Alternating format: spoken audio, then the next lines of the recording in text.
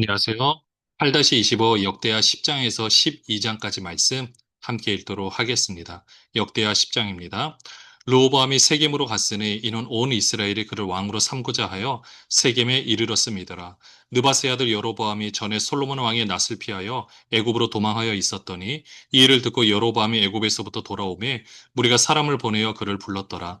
여로보암과 온 이스라엘이 와서 르호보암에게 말하 이르되 왕이 아버지께서 우리의 멍에를 무겁게 하였으나 왕은 이제 왕이 아버지께서 우리에게 시킨 고역과 매운 무거운 멍에를 가볍게 하소서. 그리하시면 우리가 왕을 섬기겠나이다. 르호보암이 그들에게 대답하되 3일 후에 다시 내게로 오라 하매 백성이 가니라. 르호보암 왕이 그의 아버지 솔로몬의 생전에 그 앞에 모셨던 원로들과 의논하여 이르되 너희는 이 백성에게 어떻게 대답하도록 권고하겠느냐 하니 그들이 대답하여 이르되 왕이 만일 이 백성을 후대하여 기쁘게 하고 선한 말을 하시면 그들이 영원히 왕의 종이 되리이다 하나 왕은 원로들이 가르치는 것을 버리고 그 앞에 모시고 있는 자기와 함께 자라난 젊은 신하들과 의논하여 이르되 너희는 이 백성에게 어떻게 대답하도록 권고하겠느냐 백성이 내게 말하기를 왕이 아버지께서 우리에게 매운 멍에를 가볍게 하라 하였느니라 하니 함께 자라난 젊은 신하들이 왕께 말하 이르되 이 백성들이 왕께 아뢰기를 왕이 아버지께서 우리의 멍에를 무겁게 하였으나 왕은 우리를 위하여 가볍게 하라 하였은즉 왕은 대답하시기를 내 새끼손가락이 내 아버지의 허리보다 굵으니 내 아버지가 너희에게 무거운 멍에를 매게 하였으나 이제 나는 너희의 멍에를 더욱 무겁게 할지라. 내 아버지는 가죽 채찍으로 너희를 치셨으나 나는 정갈 채찍으로 하리라 하소서 하더라. 3일 만에 여로보암과 모든 백성이 르호보암에게 나왔으니 이는 왕이 명령하여 이르기를 3일 만에 내게로 다시 오라 하였음이라. 왕이 포악한 말로 대답할세 르호보암이 원로들의 가르침을 버리고 젊은 신하들의 가르침을 따라 그들에게 말하 이르되 내 아버지는 너희의 멍에를 무겁게 하였으나 나는 더 무겁게 할지라. 내 아버지는 가죽 채찍으로 너희를 치셨으나 나는 정갈 채찍으로 치리라 하니라. 왕이 이같이 백성의 말을 듣지 아니하였으니 이 일은 하나님께로 말미암아 난 것이라. 여호와께서 전에 실로 사람 아이야로 하여금 느바세 아들 여로보암에게 이르신 말씀을 응하게 하심이더라. 온 이스라엘은 왕이 자기들의 말을 듣지 아니함을 보고 왕에게 대답하여 이르되 우리가 다윗과 무슨 관계가 있느냐 이새의 아들에게서 받을 유산이 없도다. 이스라엘아 각각 너희의 장막으로 돌아가라. 다윗이여 이제 너는 내 집이나 돌보라 하고 온 이스라엘이 그들의 장막으로 돌아가니라. 그러나 유다 성읍들에 사는 이스라엘 자손들에게는 르호보암이 그들의 왕이 되었더라.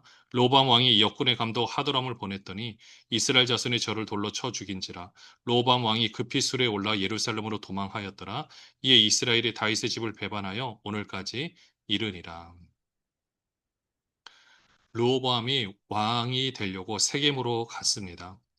그때 여로보암과 온 이스라엘 백성들이 와서 르호보암 왕한테 우리들이 메고 있는 멍에를 좀 가볍게 해달라고 하죠. 그래서 르호보암 왕이 이제 3일 정도 시간을 달라고 해서 르호보암 왕이 예전에 솔로몬 왕을 모셨던 원로 신하들과 의논을 했을 때는 가볍게 해주는 게 좋겠다라고 이야기를 했는데 르호보암 왕이 그 말을 듣지 않고 자기와 함께 자라난 젊은 신하들의 의견을 받아서 나는 더 멍에를 무겁게 하겠다라고 이야기를 하니까 결국 온 이스라엘이 르호보암을 다 떠나게 되는 이야기를 하고 있습니다. 이 모습을 보니까 이거를 지금 또 역대하 상황, 지금 나라를 잃고 어려운 가운데서 나라를 재건하려고 하는 상황 가운데서 이 말씀의 키포인트를 본다면 이렇게 살면 안 되겠다라는 것을 다시 한번 보고 있는 거죠. 또한 르호보암의 모습을 보니 솔로몬도 사실 잘 준비가 되지 못했지만은 르호보암 왕은 더 심했던 것을 보게 되죠. 이때 지혜롭게 잘 말만 했어도 상황은 달라졌을 텐데 하는 아쉬움이 남습니다. 그렇기 때문에 이런 역사들을 통해서 다시 한번 현실을 바라보고자 하는 그 역대하 기자의 바람대로 지금 우리가 그렇게 함께 그 모습을 바라보시면 좋겠습니다. 역대하 11장입니다. 르호보암이 예루살렘에 이르러 유다와 베냐민 족속을 모으니 택한 용사가 18만 명이라. 이스라엘과 싸워 나라를 회복하여 르호보암에게 돌리려 하더니 여호와의 말씀이 하나님의 사람 스마야에게 임하여 이르시되 솔로몬의 아들 유다 왕 르호보암과 유다와 베냐민에 속한 모든 이스라엘 무리에게 말하 이르기를 여호와께서 이같이 말씀하시기를 너희는 올라가지 말라 너희 형제와 싸우지 말고 각기 집으로 돌아가라 이 일이 내게로 말미암아 난 것이라 하셨다 하라 하신지라 그들이 여호와의 말씀을 듣고 돌아가고 여로보암을 치러 가던 길에서 되돌아왔더라. 르호보암과 이제 거기서 택한 족속의 18만 명, 또 이스라엘, 어, 어떻게 보면은 이 르호보암하고 이제 여로보암 측하고 이렇게 서로 싸우려고 하는 거죠. 그렇게 했을 때 여로보암을 치러 가려고 하다가 이 스마야가 잘 중재를 해서 다시금 돌아오게 됩니다. 큰 싸움이 일어날 뻔했는데 잘 막은 거죠. 5절부터 보시면 르호보암이 예루살렘에 살면서 유다 땅에 방비하는 성읍들을 건축하였으니 곧 베들레헴과 에담과 두고아와 벳술과 소고와 아둘람과 가드와 마레사와 십과 아도라임과 라기스와 아세가와 소라와 아얄론과 헤브론이니 다 유다와 베냐민 땅에 있어 견고한 성읍들이라. 르호보암이 그 방비하는 성읍들을 더욱 견고하게 하고 지휘관들을 그 가운데에 두고 양식과 기름과 포도주를 저축하고 모든 성읍에 방패와 창을 두어 매우 강하게 아니라 유다와 베냐민이 르호보암에게 속하였더라. 네, 르호보암이 성읍들을 잘 건축을 하고 또 이제 방비하는 그 성들을 잘 준비를 하고요.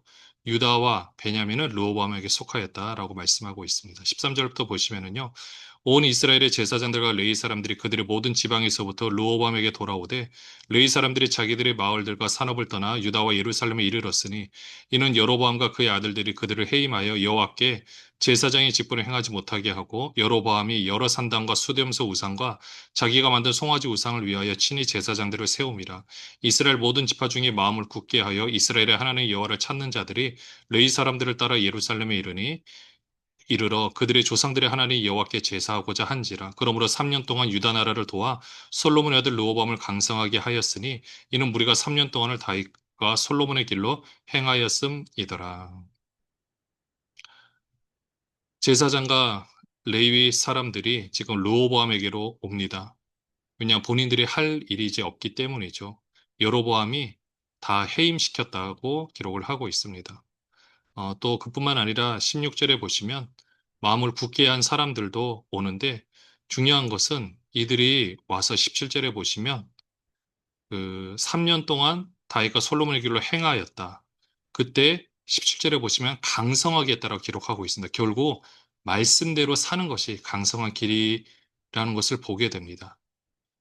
연약해 보일 수도 있습니다. 그러나 말씀대로 사는 삶이 결국은 이기는 삶의 모습입니다. 18절부터 보시면요. 르호보암이 다윗의 아들 여리못의 딸 마할랏을 아내로 삼았으니 마할랏은 이세의 아들 엘리압의 딸 아비하일의 소생이라. 그가 아들들 곧 여우스와 스마리아와 사함을 낳았으며 그 후에 압살롬의 딸 마아가에게 장가들었더니 그가 아비아와 앗대와 시사와 슬로밋을 낳았더라. 르호보암은 아내 18명과 첩 60명을 거느려 아들 28명과 딸 60명을 낳았으나 압살롬의 딸 마아가를 모든 첫째보다 더 사랑하여 르호보암은 마아가의 아들 아비아를 후계자로 세웠으니 이는 그의 형제들 가운데 지도자로 삼아 왕으로 세우고자 함이었더라. 르호보암이 지혜롭게 행하여 그의 모든 아들을 유다와 베냐민의 온 땅 모든 견고한 성읍에 흩어 살게 하고 양식을 후히 주고 아내를 많이 구하여 주었더라. 네, 르호보암의 가족에 대해서 말하고 있습니다. 그 중에서 압살롬의 딸 마아가를 사랑해서 그 아들 아비야를 22절에 보면 후계자로 세웠다라고 기록하고 있죠. 역대하 12장입니다. 르호보암의 나라가 견고하고 세력이 강해짐에 그가 여호와의 율법을 버리니 온 이스라엘이 본받은지라 그들이 여호와께 범죄하였으므로 르호보암 왕 제5년에 애굽 왕 시삭이 예루살렘에 치러 올라오니 그에게 병거가 1200대요 마병이 6만 명이며 애굽에서 그와 함께 온 백성 곧 리비아와 숫과 구스 사람이 헤아릴 수 없이 많더라. 시삭이 유다의 견고한 성읍들을 빼앗고 예루살렘에 이르니 그때 유다 방백들이 시삭의 일로 예루살렘에 모였는지라. 선지자 스마야가 르호보암과 방백들에게 나와 이르되 여호와께서 이같이 말씀하시기를 너희가 나를 버렸으므로 나도 너희를 버려 시삭의 손에 넘겨놓으라 하셨다 한지라.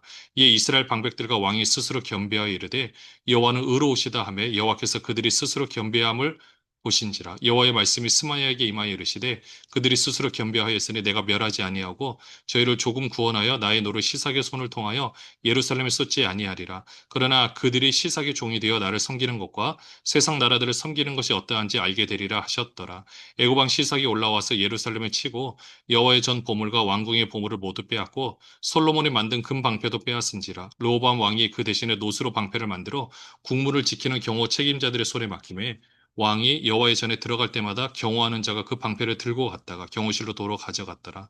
르호보암이 스스로 겸비하였고 유다의 선한 일도 있으므로 여호와께서 노를 돌이키사 다 멸하지 아니하셨더라.